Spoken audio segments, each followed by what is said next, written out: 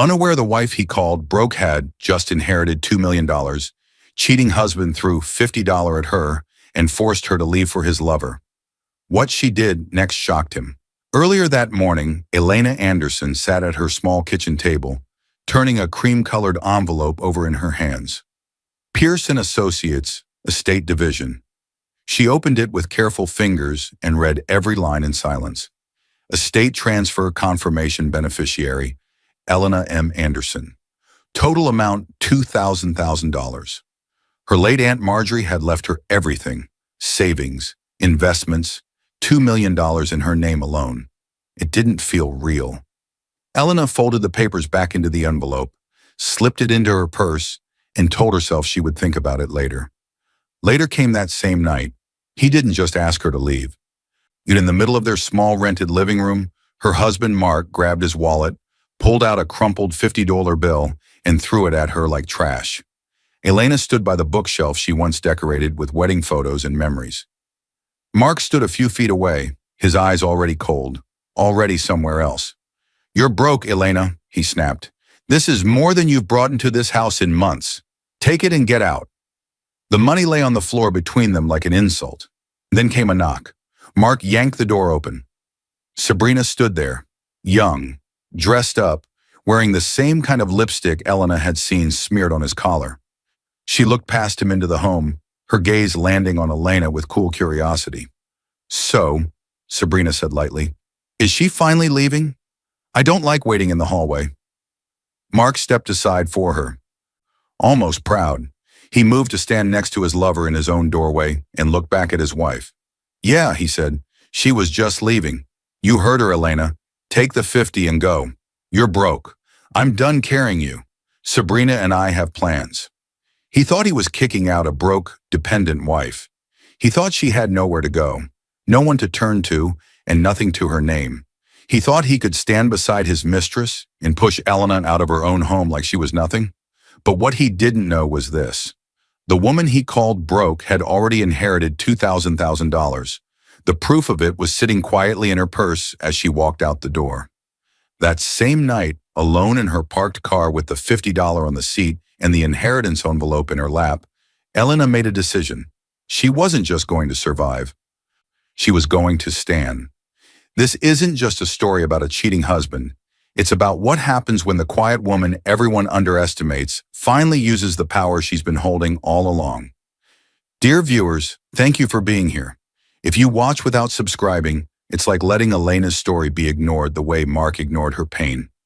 Please subscribe now and tell me in the comments where you're watching from. The thud came first, sharp, sudden, echoing through the small living room as if the whole house flinched. Elena Anderson, 32 years old, a quiet-natured woman who carried more emotions in her eyes than in her voice, jerked her head up from the bookshelf she was reorganizing. It wasn't a dangerous sound, it was the front door slamming, but the force behind it told the truth long before Elena even turned. Mark Anderson, 35, her husband of 8 years, walked in with the energy of a man already annoyed at the world. He loosened his tie with one rough pull, dropped his keys on the nearest table, and sighed like the very air around him irritated him. Mark had always been like this. Quick temper, quick judgments, quicker dismissals. Elena had once believed it was stress. Lately she was not so sure. She stayed still, her hand resting on a framed photo she was rearranging. The shelf around her was gentle and personal, a few books, sentimental keepsakes, and framed memories that still held meaning for her, even when everything else seemed to be slipping. She had been organizing them because she needed calm today, something steady to hold on to. This morning had not been ordinary. Hours earlier, before Mark came home, Elena had sat alone at their small kitchen table with a cream-colored envelope in front of her. The return address read, Pearson Associates Estate Division. Her heart had pounded as she opened it. Inside were thick official papers and a cover letter that made her vision blur for a moment. Estate transfer confirmation beneficiary, Elena M. Anderson. Total amount, $2,000. Additional assets, property holdings, investment accounts. She remembered reading the figure 3 times, her throat tight, her hands cold. It hadn't felt real. Pearson Associates had already spoken to her after Aunt Marjorie's funeral, had gently explained that her aunt had left her a substantial estate. But seeing the exact number in black and white, $2 million, had shaken her. She had folded the documents carefully, placed them back in the envelope, and tucked it into her purse. She told herself she would think about it later. Later when her chest stopped feeling so tight. Later when she could imagine a life that didn't revolve around Mark's moods. Now standing by the bookshelf, she felt the weight of that envelope like a secret pressed against her side. She set down the photo in her hand, their wedding picture, her smiling beside Mark, younger, hopeful, trusting. Next to it, she placed another picture, one she always kept close. Aunt Marjorie, the aunt who had raised her for several years and was the quiet guardian of her heart. Aunt Marjorie had passed away a few months back. Elena had spent evenings sorting through letters and old things. The law firm, the meetings, the documents. It had all felt distant. Today it became real. There was also a small card in a delicate frame, handwritten by Aunt Marjorie herself. To my dear Elena, you're stronger than you think. The words had carried her through many painful nights. Now with $2,000 written on legal paper in her purse, they felt like a challenge. Backstory woven in. Elena had grown up between two worlds, a fragile childhood with parents who argued more than they embraced, and moments of safety in Aunt Marjorie's home. When Elena was 12 after her parents split, she stayed with her aunt for almost 3 years. It was the only time she ever felt truly seen. Aunt Marjorie, who had no children of her own, had always whispered that she wanted Elena to have a life stronger and freer than the one she came from. When Elena turned 20, Aunt Marjorie began sending her letters every year. Soft advice, quiet warnings about trusting herself. When she became sick, she sent Elena a final message. One day you will need something more than love, and I hope I leave enough for you to stand. Elena hadn't understood then. Now, with Mark's footsteps heavy in the hallway, she did. Growing older, Elena worked simple jobs, lived modestly, and married Mark, believing that love, even when imperfect, could be fixed with effort. She put her dreams aside, supported Mark's ambitions, and overlooked his sharp tone because she believed marriage demanded patience. Mark's dismissiveness had grown worse in the past year. He treated her like she contributed nothing, like she had nothing, like she was nothing. He didn't know that on paper, she now had more than he had ever seen in his life. He didn't know, because she hadn't told him. Mark finally noticed her holding the frame. He scoffed. Why do you keep all this sentimental junk? We need space, Elena. There it was again, the tone. Not violent, not loud, just cutting, a trained blade. Elena lowered the frame slowly, refusing to let the sting show. They're important to me. Mark shrugged without caring. Yeah, well, emotions don't pay bills. He walked past her toward the bedroom, unbuttoning his shirt along the way. And that was when Elena saw it. A small smear, soft, pink, and sitting boldly on the collar of his white shirt. Lipstick, not hers. Her breath caught. Her hand tightened around the frame card. She stepped closer, her voice barely above a whisper. Mark, what is that? Mark paused in the doorway. He turned his head just enough to see her staring at the stain. And then he smirked, an unbothered, slightly amused smirk. Don't start, he said. The tone was dismissive, not defensive. Confident, almost practiced. Her stomach dropped. Outside, through the window, Mrs. Green, their older neighbor who had lived on the block for decades and always sensed tension before others did, paused while watering her plants. She watched quietly, her eyes narrowing with concern. Elena didn't speak, but her silence hummed, a silence that meant she had seen something she could no longer unsee. On the coffee table behind them, Mark's phone buzzed once with a notification he ignored, screen lighting up with a name Elena did not yet know. The front door opened again, fast, sharp, too loud for a normal evening. It hit the wall, rattling a picture frame, yanking Elena out of her thoughts as if someone had ripped the floor from under her. Mark Anderson, 35, hurried inside with the energy of a man who already had somewhere else to be. His hair was slightly damp, his tie gone, his shirt half changed. He didn't greet her. He brushed past her without a glance and headed straight to the bedroom closet, pulling shirts aside, searching with the urgency of someone running late. Going out, he snapped, grabbing a dark blue shirt, one he usually saved for special places. "Don't wait up." The intensity of his voice hit her before the meaning did. Elena, 32, soft-hearted and calm even in hurt, stood in the hallway doorway and watched him. "With who?" she asked quietly. It wasn't accusing, just a question. "With friends," Mark said too quickly. He didn't look at her when he said it. He buttoned his shirt with nervous, practiced movements. Elena's eyes dropped to the collar of the shirt he tossed on the bed. The faint smear of pink was still there. "Mark," she tried again, "someone's lipstick was on your shirt." He rolled his eyes. "You're overreacting. It was probably from a handshake or someone leaning in at work. You always make things bigger than they are." He'd said that line so many times it sounded rehearsed. She swallowed back the ache in her throat. She could have reminded him. She wasn't the one who needed anyone's money anymore. She could have told him that Aunt Marjorie's inheritance made her more than capable of walking away. But the words stuck. She didn't want to start a war tonight. Not yet. Mark's coldness wasn't new. He'd been coming home later, guarding his phone, dismissing her questions with the same casual cruelty. She'd chalked it up to stress, bad days, pressure. Now the lipstick said otherwise.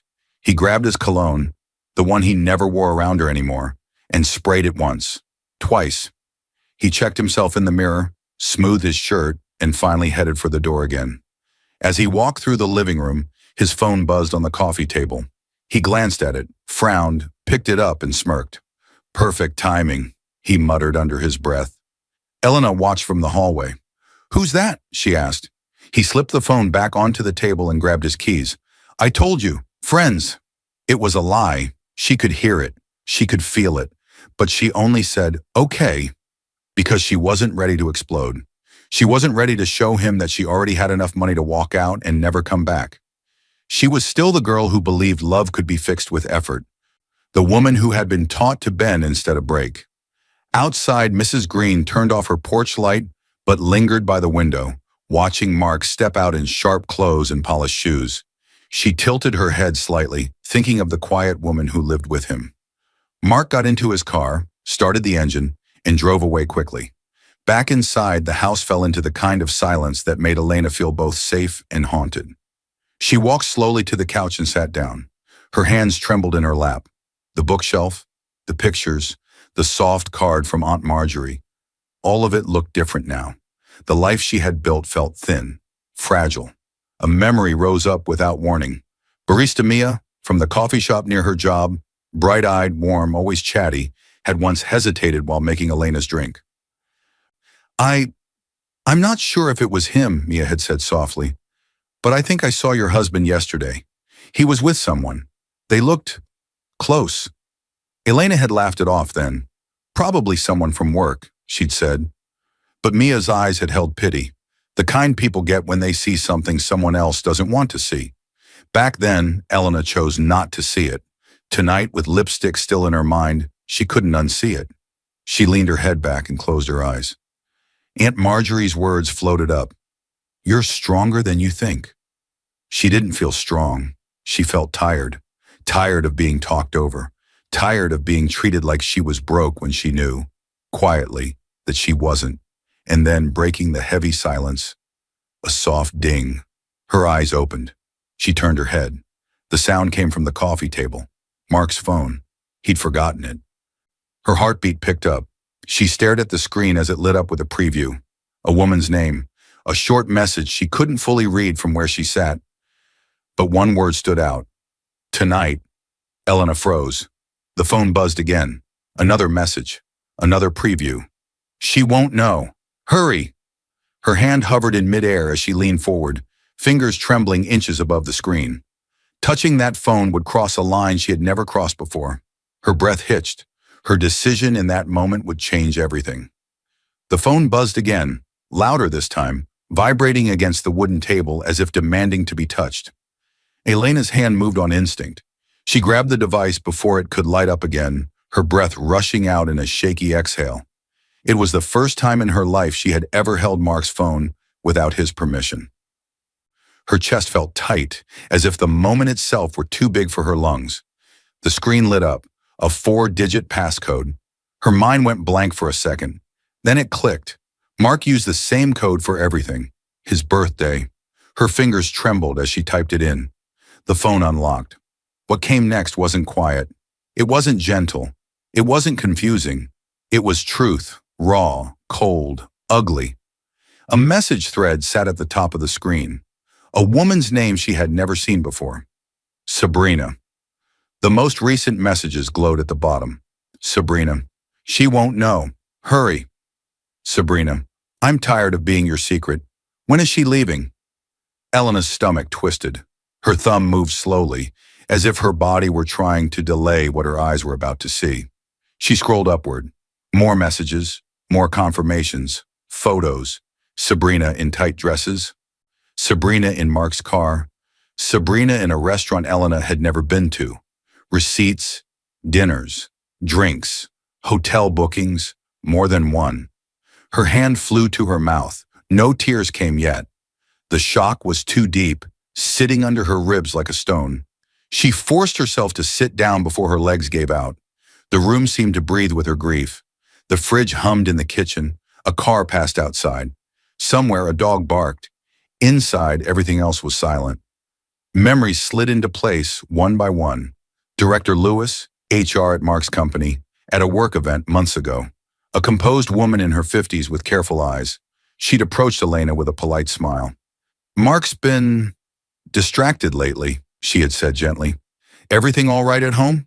Elena had smiled back, embarrassed. Just work stress. Lewis had nodded, but the look in her eyes had been heavier than her words. Then Karen, Elena's co-worker, one of the few people she trusted. One evening as they closed up, Karen had said quietly, I think I saw Mark in the parking lot last week, with a woman.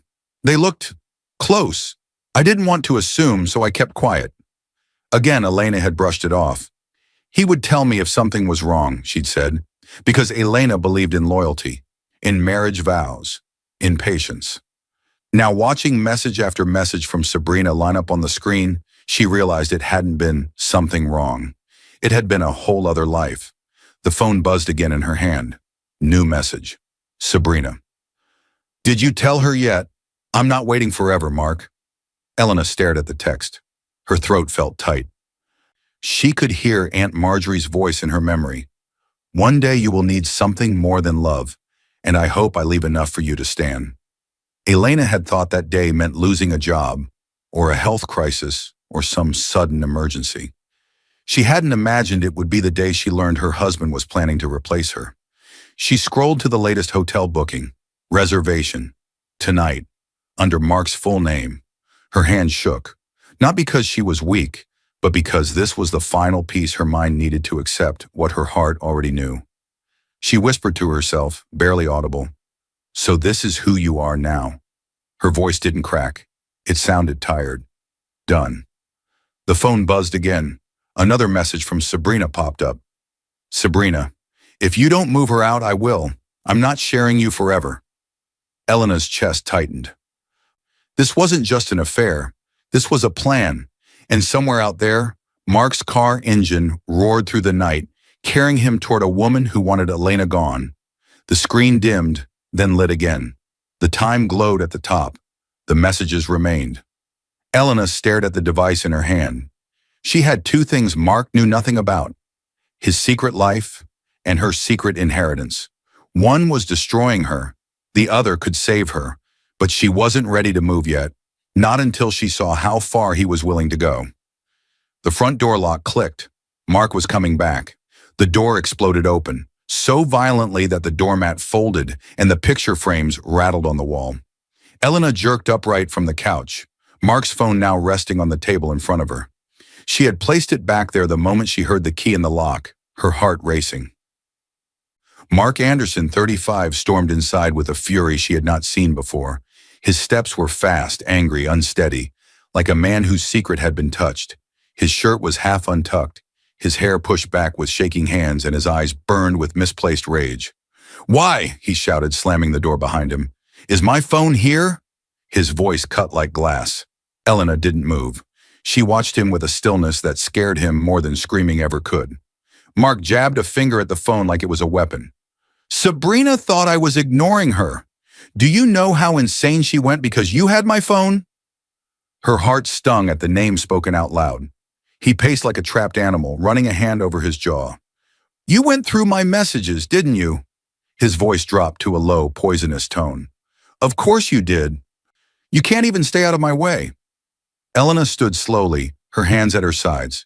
Her voice was soft, steady, painfully calm. I saw everything, Mark. He froze, not with guilt, with annoyance, as if her pain were an inconvenience.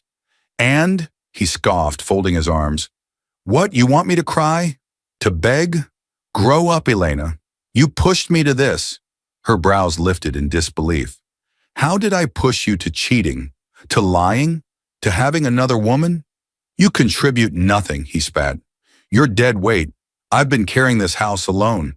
He stepped closer. His eyes hardened. You're broke, Elena. Completely broke. I'm done dragging a broke, useless wife on my back. The word broke landed like a slap.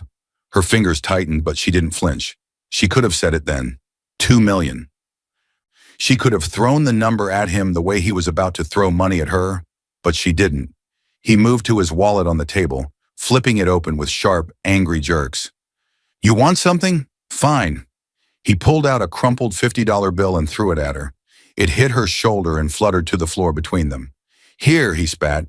This is more than you've brought into this house in months. Take it and get out. The cruelty was surgical, practiced, intentional. Her eyes followed the bill as it lay against the worn floorboards. She took in the scene slowly. The man she married, the room they shared, the humiliation that felt like it was burning her skin. And then, a knock at the door, sharp, confident. Mark didn't hesitate. He yanked it open.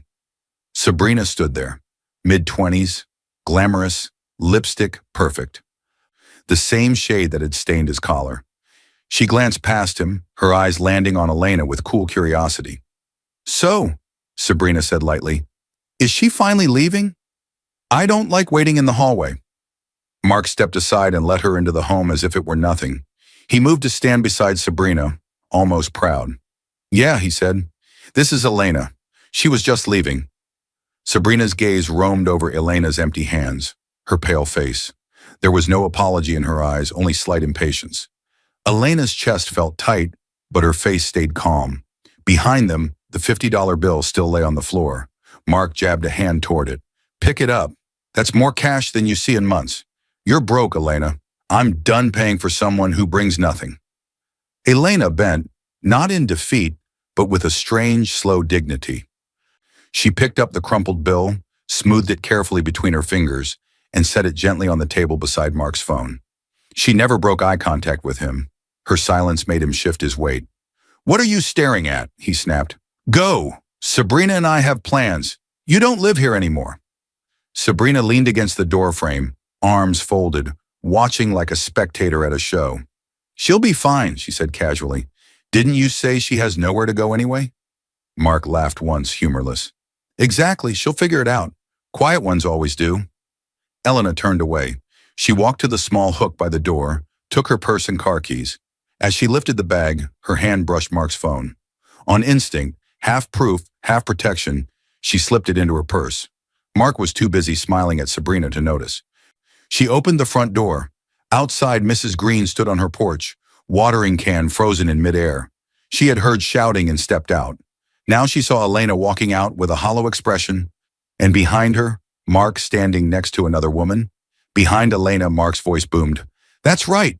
Walk away. Since you're leaving anyway, might as well start now. Sabrina gave a little smirk from the doorway.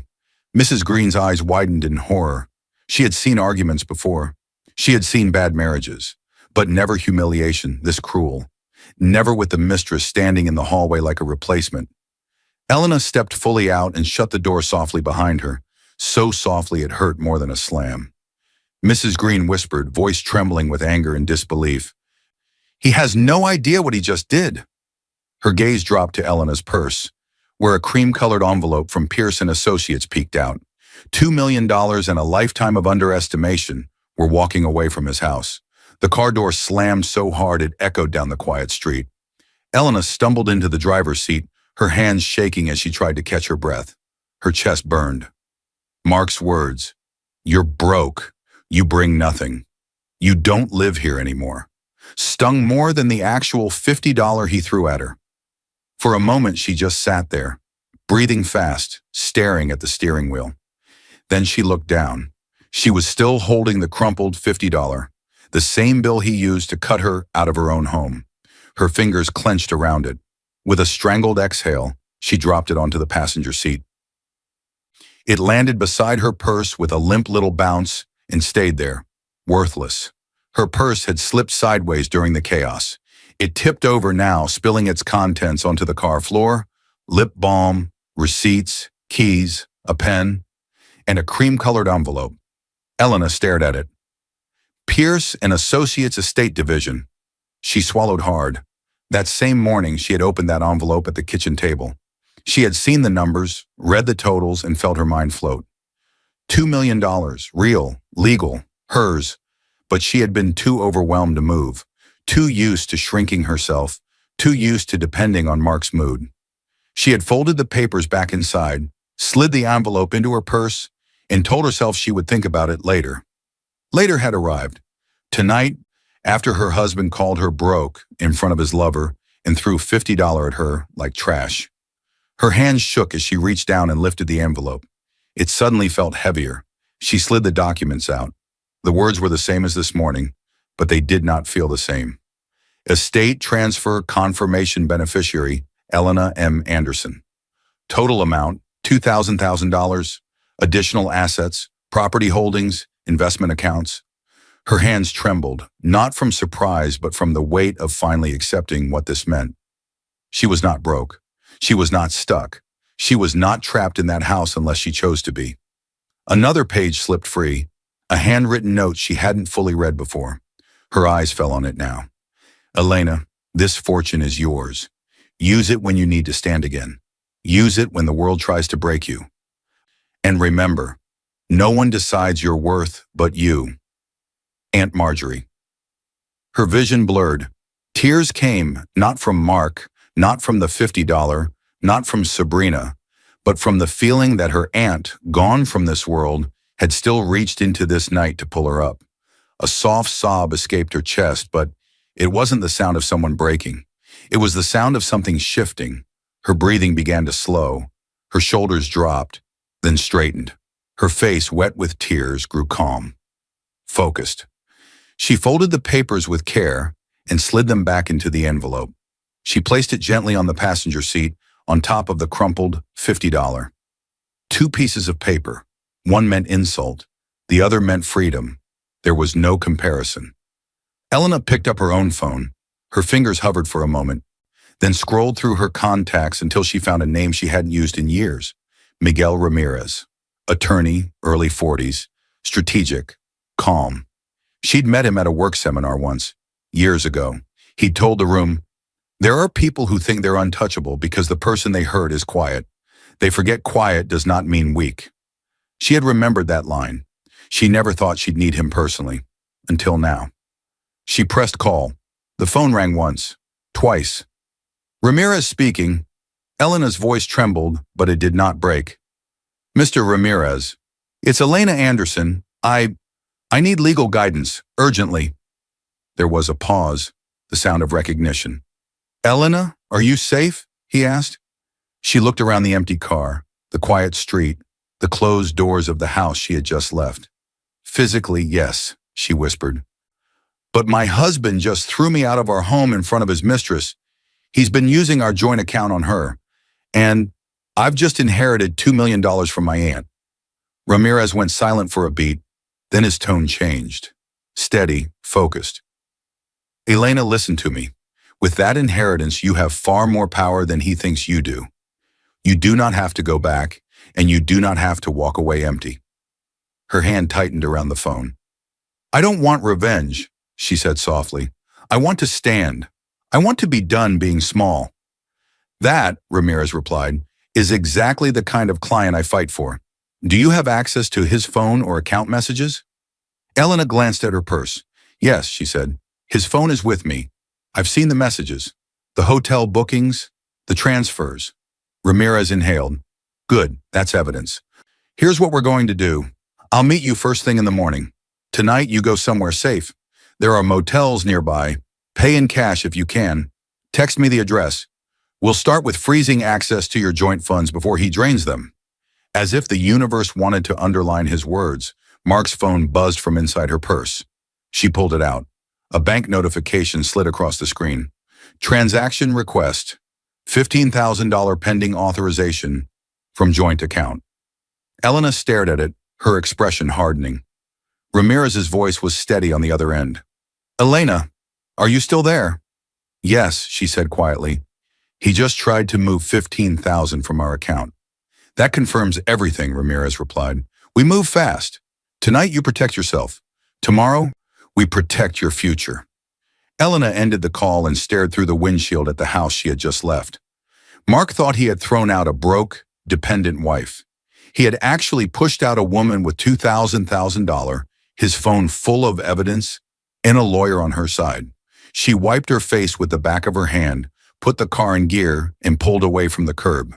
The night was no longer just about betrayal. It was about strategy. The knock at the motel door sounded like a warning. Sharp, firm, too early for comfort. Elena flinched awake. She'd barely slept. The small room smelled of old detergent and tired air. Her purse sat on the chair beside the bed, heavy with two things that didn't belong to Mark anymore. His phone, her inheritance papers. She sat up, heart racing, and stared at the door. Elena? A calm voice called. It's Ramirez. Her breath left her in a shaky sigh. She climbed out of bed, smoothed her clothes, and opened the door. Attorney Miguel Ramirez, early 40s, dark hair, steady eyes, stepped inside carrying a briefcase and a laptop bag. He looked like the kind of man who could tear apart a life using only facts and never raising his voice. Elena, he said gently, closing the door behind him. We move now, before he moves again. She nodded. Okay. Ramirez set his things on the small motel table and opened his briefcase. Files, legal pads, a neat row of pens. Everything about him looked controlled. Did you bring his phone? He asked. Elena grabbed her purse, pulled out Mark's phone, and handed it over. I took screenshots last night, she said quietly. The messages, the hotel bookings, the transfers. I emailed them all to you, like you said. Ramirez tapped on his laptop. I received them. That gave me enough to file an emergency request first thing this morning. Emergency? Elena repeated. He nodded. To freeze your joint accounts temporarily so he can't empty them while you're shifting your life. We have to protect what's left of the marital funds before he drains them for Sabrina. Elena took a slow breath. Will the judge listen? Ramirez looked up at her. You came to me with proof of ongoing infidelity, proof of financial misuse, and a confirmed inheritance in your name. The law likes paper. You have paper.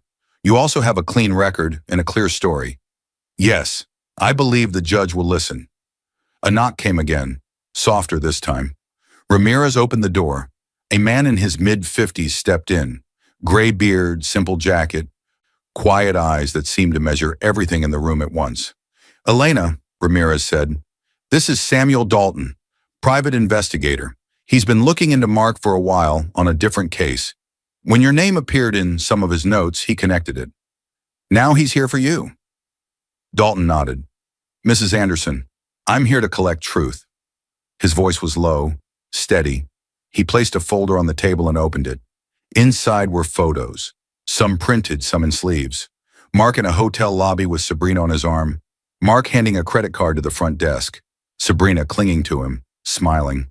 Timestamps matching nights he told Elena he was working late. Elena stared at the pictures. She didn't cry. She just felt confirmed. I started tracking him months ago for a workplace-related suspicion, Dalton explained calmly. Your husband likes patterns. Same woman, same hotel chain, frequent use of the same card. Ramirez added, and when you called me last night and said the name Sabrina, it clicked. Dalton already had images. We just needed your side and the financial details. As if on cue, there was one more knock. A man in his late 30s entered, wearing a button-down shirt and carrying a thin laptop case.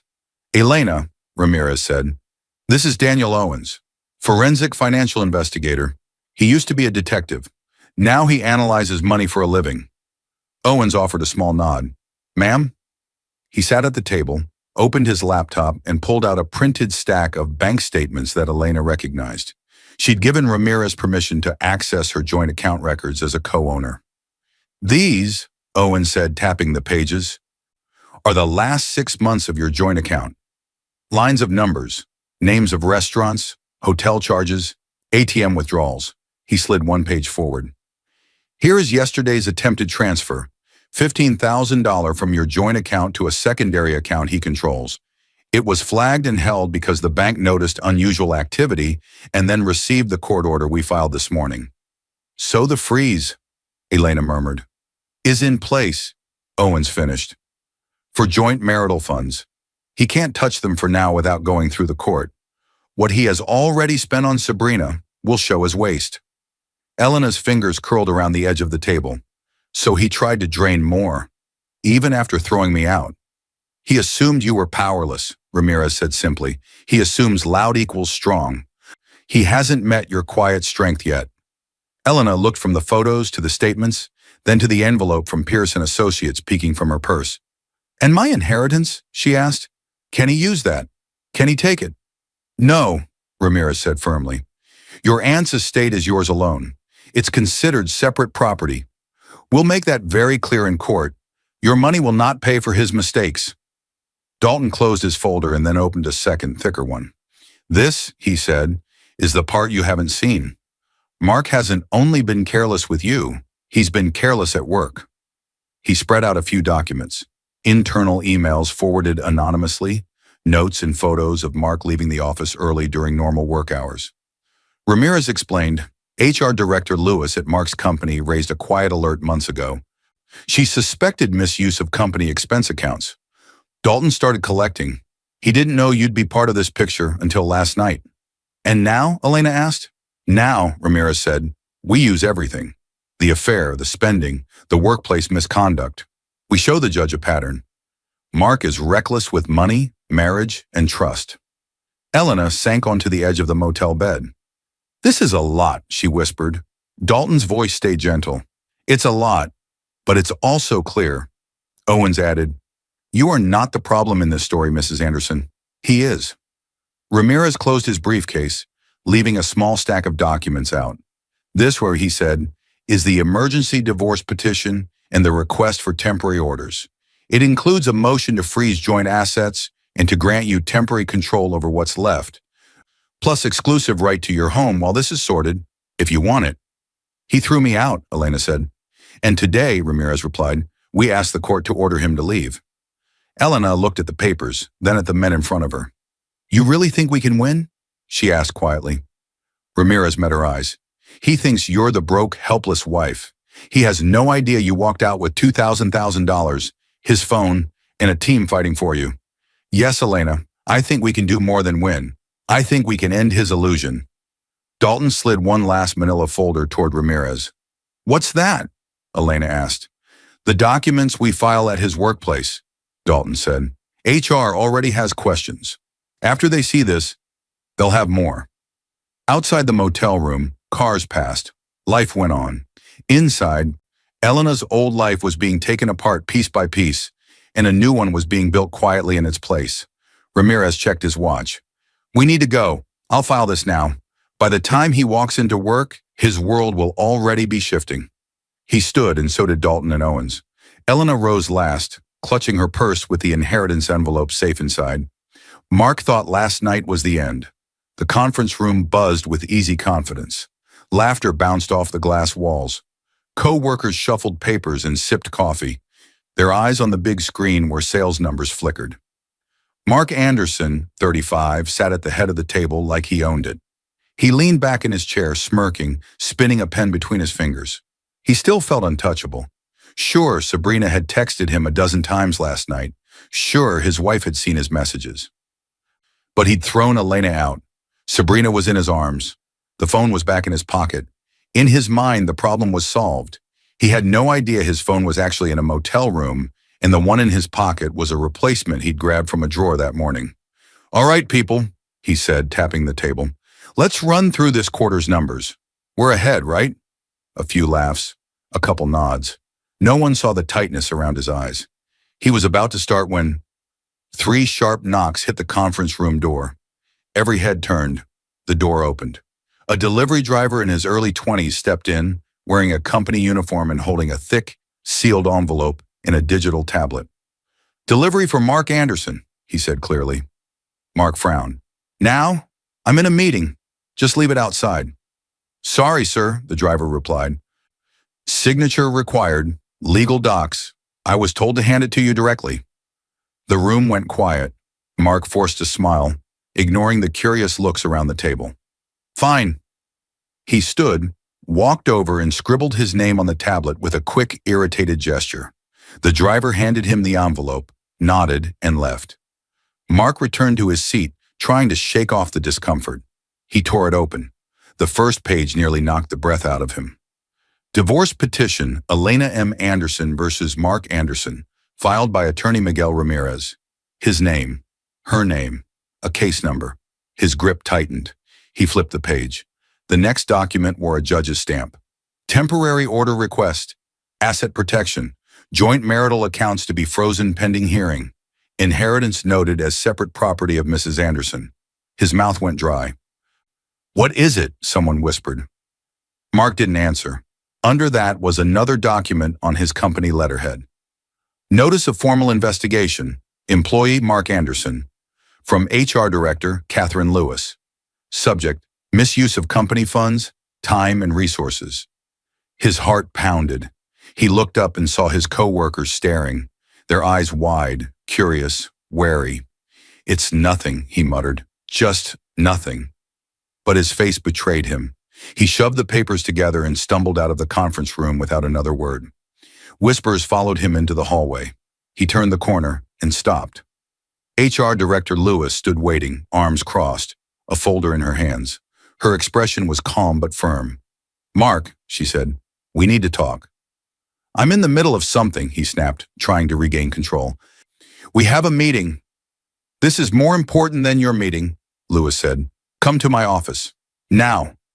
Her tone pulled the ground from under him. He followed stiffly, the envelope still in his hand. In her office, she closed the door and gestured to the chair. "Sit."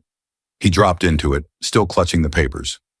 Lewis opened her own file and laid out several sheets. "These," she said, "are your company credit card statements from the last 6 months. They include charges at hotels that don't match your approved travel schedule, dinners charged as client meetings with no client names, and repeated absences from the office during billable hours." Mark's throat felt tight. "Those were work-related," he insisted weakly. Lewis tilted her head. "With who then? Sabrina Collins? Or your wife?" His blood ran cold. You don't know what you're talking about." She slid a printed photo across the desk. Mark, Sabrina, hotel lobby, time-stamped during his supposed office hours. "Mr. Dalton," Lewis said, "shared these with me when they overlap with internal concerns. You know Dalton, the investigator the company sometimes uses." Mark stared at the image. Lewis closed the folder. "We are opening a formal misconduct investigation. Effective immediately, your access card is suspended until this is cleared." She reached out and took his company badge from his shirt pocket. He sat there stunned. His job, his marriage, his money, all slipping. He clutched the envelope again, flipping to the last page of the divorce petition. His eyes landed on a line written clearly. "A hearing on temporary orders is hereby scheduled for tomorrow at 10 a.m. Tomorrow. So fast. His heartbeat roared in his ears. He stumbled out of Lewis's office, feeling the walls close in. He tried calling Elena, straight to voicemail. He tried again. Voicemail. He tried calling Sabrina. Ring, ring, ring. No answer. His chest tightened. A bead of sweat slid down his back. At the bottom of the petition, another line stood alone. "Further evidence and disclosures will be presented at hearing." He swallowed hard. "What evidence?" he whispered. But deep down he knew. His own secrets were coming back with witnesses. Tomorrow's courtroom would be scene 9. The sound of tires screeching cut through the quiet street as Mark's car jerked to a stop outside Sabrina's apartment building. He didn't even close the car door properly before sprinting toward the stairwell, divorce papers crumpled in his hand. He took the stairs two at a time, lungs burning, thoughts racing. She'll back me up. She'll tell them it's not that bad. She loves me. He reached her floor and froze. Her door was open. Boxes sat in the hallway. Clothes spilled out of half-zipped suitcases. A trash bag stuffed with hangers leaned against the wall. Sabrina? His voice cracked. He stepped inside and found her sitting on the living room floor, still in a loose t-shirt and leggings. Her makeup was smudged from crying. An empty wine glass lay tipped over beside her. She looked up when he entered. "Mark," she said, voice raw, "what did you do?" He dropped the envelope on her coffee table and rushed to her. "Baby, it's not what it looks like. I'm going to fix this. My wife is she's overreacting. She won't actually—" Sabrina cut him off with a bitter laugh. "You really don't get it, do you?" He frowned. "What?" She grabbed her phone from the couch and shoved it at him. "Read." He took it. "Bank alert. Payment failed. Bank alert. Transaction declined." He scanned through her messages. Her rent payment bounced. A shopping order failed. A hotel reservation she'd tried to extend was rejected. "The bank said there's some kind of legal hold on anything with your name on it," Sabrina whispered. "What exactly did your wife do?" Mark's heart dropped. "Elena doesn't have that kind of power," he snapped. "She's broke. She—" "Broke?" Sabrina repeated, eyes narrowing. "Then how did she get a lawyer who can freeze your accounts overnight?" He opened his mouth and closed it again. Sabrina stood, wiping her face with the back of her hand. Her movements were quick, angry. "I can't pay rent now, Mark. I can't pay anything tied to you. The check you gave me bounced. Do you know how humiliating that call from my landlord was?" "I'll fix it," Mark said, stepping closer. "This is temporary. I just need a few days, okay? Once this hearing is over." "A few days?" she snapped. "They froze your money, Mark. Your job is under investigation. Your wife is clearly not as weak as you said she was. And you want me to wait and see?" He reached for her hands. "You told me you loved me." "I loved the version of you who was in control," she shot back. "The one who could take me out, pay my bills, make me feel like I didn't have to worry. But that man is gone." She pulled her hands away. Fear rose in Mark's chest. "So what are you saying?" "I'm saying," Sabrina replied, grabbing her purse, "I'm not going to sink with you." She slung the strap over her shoulder and grabbed one of the smaller bags by the door. "Sabrina, don't do this," Mark pleaded. "Please, I need you. Elena is turning everything against me. You're all I have left." She stopped in the doorway and faced him one last time. "No," she said quietly. "You had a wife who stood by you when you had nothing. You threw her out. You had me when you had money. You lost that. The problem isn't Elena or me or your company." Her eyes hardened. "The problem is you." She stepped into the hall and walked away, heels clicking over the worn floor. Mark stood in the middle of the half-packed apartment, breathing hard, throat burning. He looked at her scattered things. The life he tried to build in the shadows was falling apart in front of him. His phone buzzed in his pocket.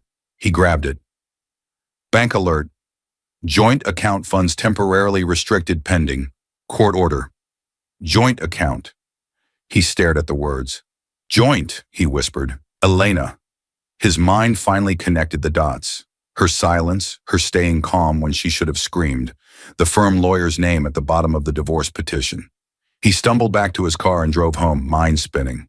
When he turned onto his street, he saw landlord Foster standing at their front door with a clipboard. Mark jumped out of the car. "What's going on?" Foster, late 50s, practical, turned to him. "Got a notice from the bank. The rent check you wrote bounced. Twice. They added a note. Funds unavailable due to legal hold.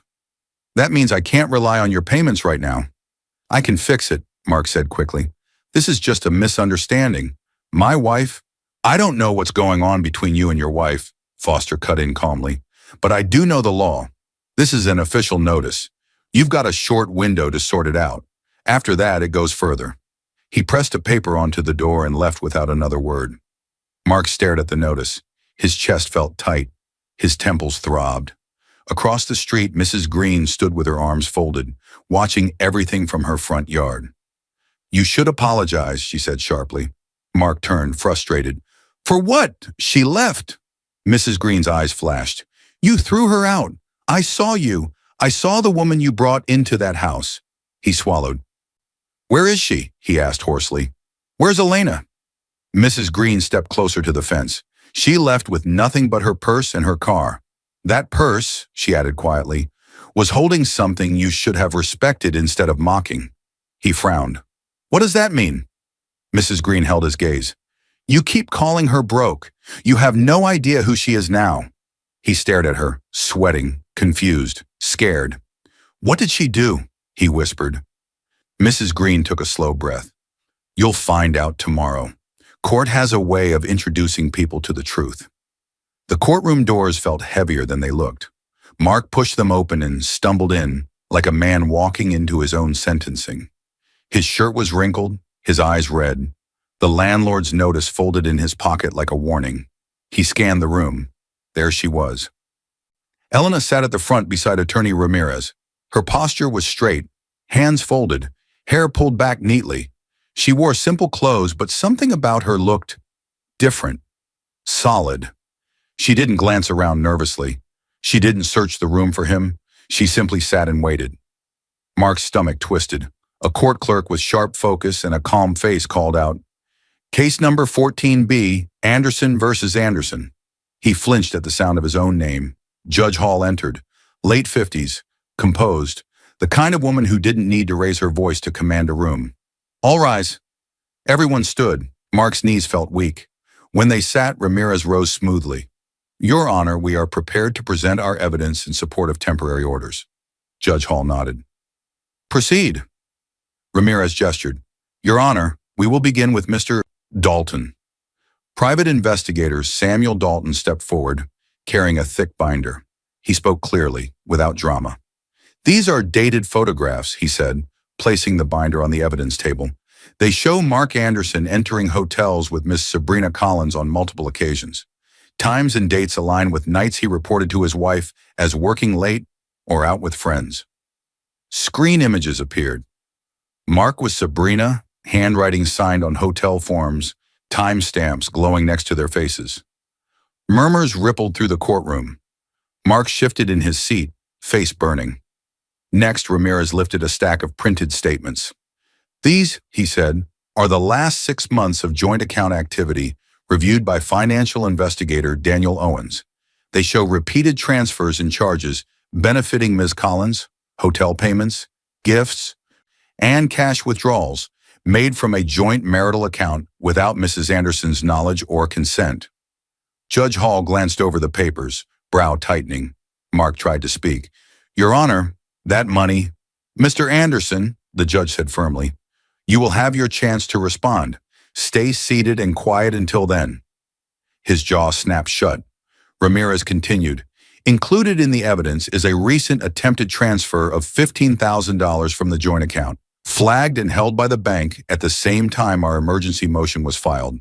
This indicates Mr. Anderson was actively attempting to move funds out of reach after his wife discovered his affair, and he forced her from the marital home. Elena's throat tightened. She didn't look at Mark. She looked only at the judge. Ramirez nodded to the clerk. We also have messages extracted from Mr. Anderson's phone. On the screen, Sabrina. She's useless, Mark. Why is she still there? Sabrina. Move her out. I'm not sharing you forever. Mark. Soon. She has nowhere to go anyway. A quiet gasp passed through the room. Elena's chest rose and fell once, sharply, but her face stayed steady. Ramirez moved to the next witness. HR Director Lewis approached the stand in a tailored suit. Director Lewis, Ramirez said, can you summarize your concerns about Mr. Anderson's work conduct? She folded her hands. We noticed irregular expense reports, unexplained absences, and use of company time and funds for what we later suspected to be personal affairs. After receiving supporting evidence from Mr. Dalton, we initiated a formal investigation.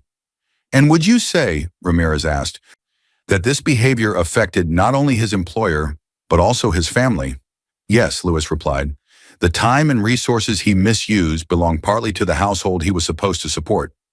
Ramirez then presented written statements from Karen and barista Mia, describing what they had seen. Mark with another woman in a parking lot. Mark with someone who looked too close at a cafe. He did not need them in person yet. Their words on paper were enough to paint a pattern. Finally, Ramirez approached the bench with a smaller stack of documents.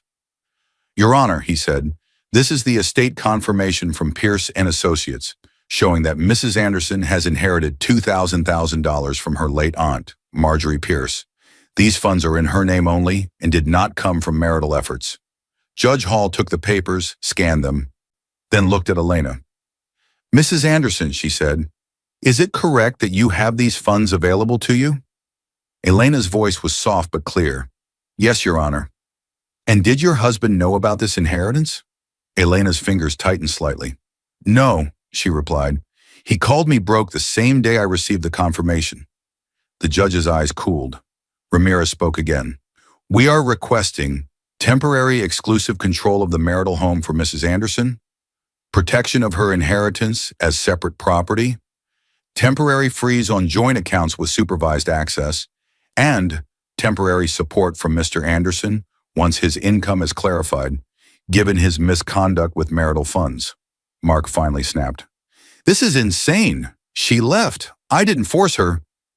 Ramirez calmly glanced at the screen, where the message still showed. "Mark, move her out. She has nowhere to go anyway." Judge Hall raised a hand. "Mr. Anderson, sit." He sank back down, chest heaving. The courtroom felt heavy. Finally, Judge Hall spoke.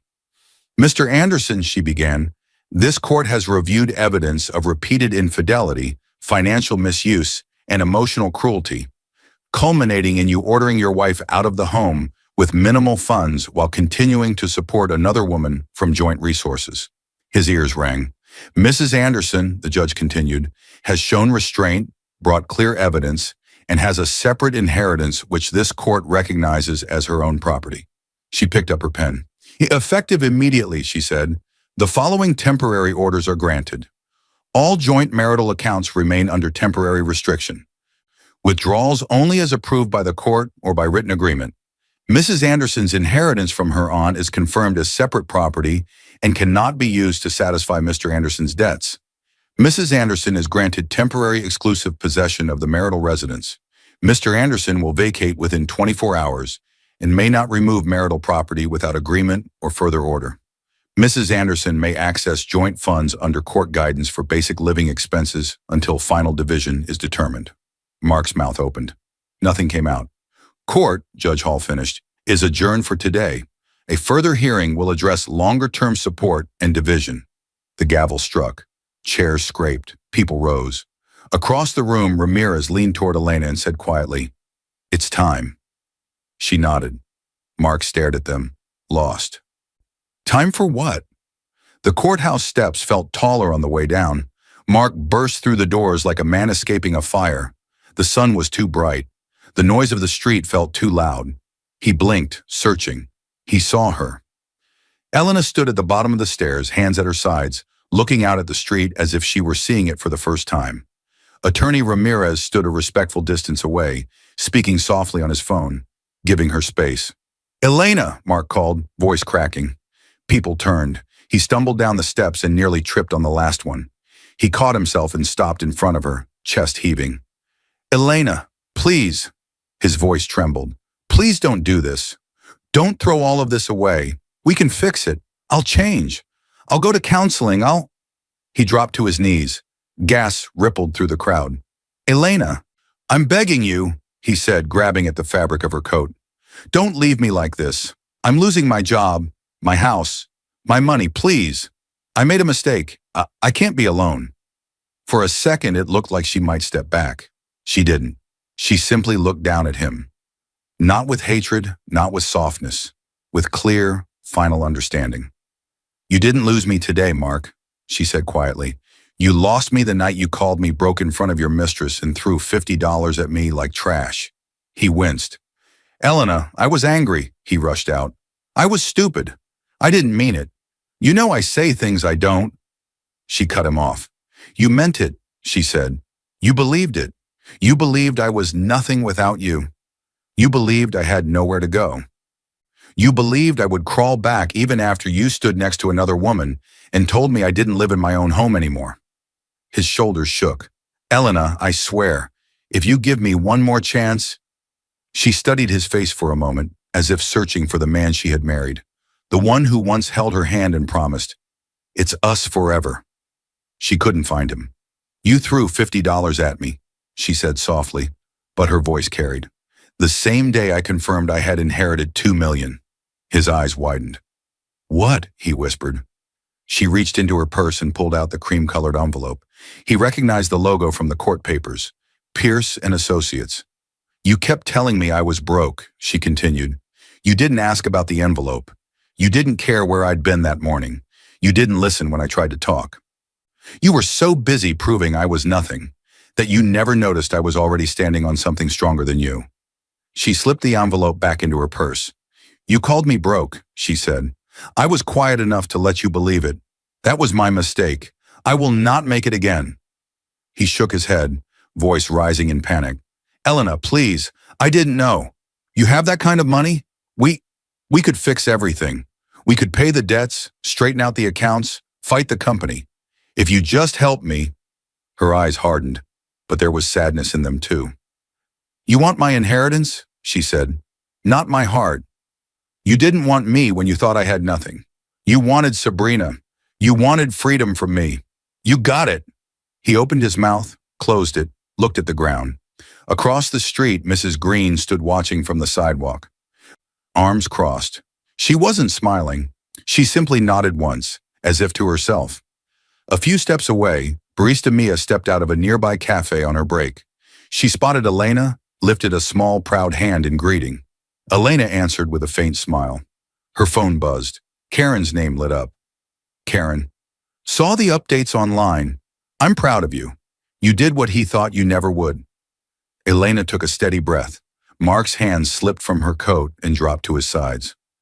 "I'm sorry," he whispered. She believed he was sorry for losing comfort, control, image. She did not believe he was sorry for who he had chosen to be. "Elena," he tried again, voice small now. "Don't leave me alone." She glanced past him, up at the courthouse doors, then back at the street stretching out ahead. "You were never alone," she said quietly. "You just never looked beside you, not at me, not at what you had, and now you don't." A car pulled up to the curb. Ramirez ended his call and walked over, opening the back door for her. She turned slightly, giving Mark one last look. "Remember this," she said. "You threw $50 at a woman who had 2 million and a choice, and I chose not to spend a single cent saving a man who never valued me." His face crumpled. She stepped into the car and sat down. Ramirez closed the door gently. The engine started. As the car pulled away, Mark remained on the steps, staring after it, tears blurring his vision. The woman he had mocked as broke was leaving with quiet power and legal protection, and he was left with the echo of his own decisions. Inside the car, Elena looked out the window. The courthouse grew smaller in the glass. Her hand rested on her purse over the envelope and the future it represented. She whispered almost to herself, "Aunt Marjorie, I'm using it to stand." In her reflection, she saw not a victim, but a woman at the beginning of a new story. She didn't know yet exactly what she would build: a new home, a business, a fresh life. But she knew one thing: she would never again stay where she was treated as less than what she was. Some doors close so the right ones can finally open. The car drove forward. The old life stayed behind, and Elena Anderson, once called broke, moved into the next scene of her life, no longer quiet for someone else, but strong for herself.